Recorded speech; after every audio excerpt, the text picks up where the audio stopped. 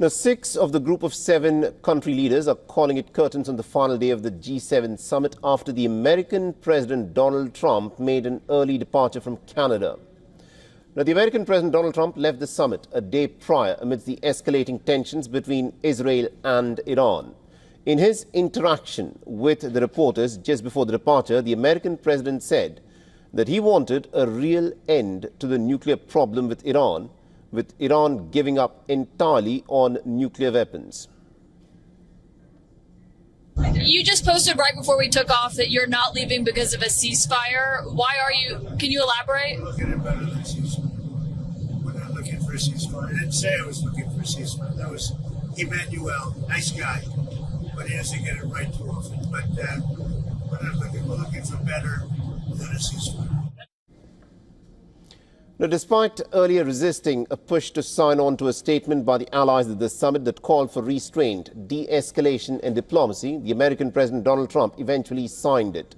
Iran has accused the group of 7 nations, the G7, of siding with the state of Israel in its call for de-escalation in their intensifying conflict. The world leaders had gathered in Canada with the specific goal of helping to defuse a series of pressure points, only to be disrupted by a showdown over Iran's nuclear program. Now, Trump's sudden departure has heightened the drama of a world that seems to be on the verge of several firestorms.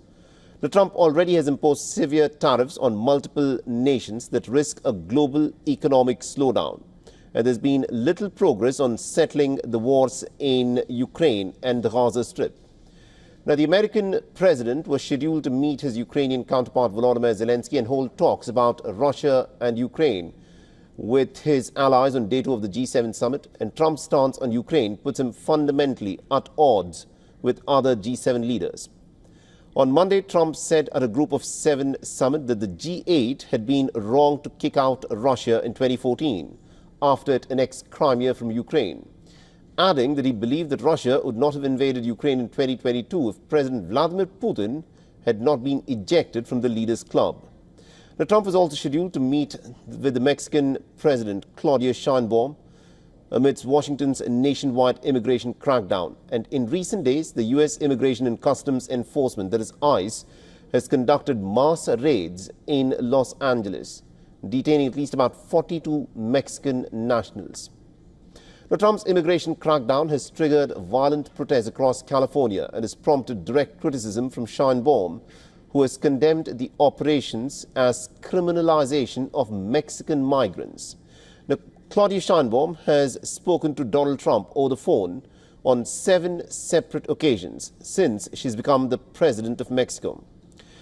The meeting in Canada was to be the first time that the two leaders held a face-to-face talks.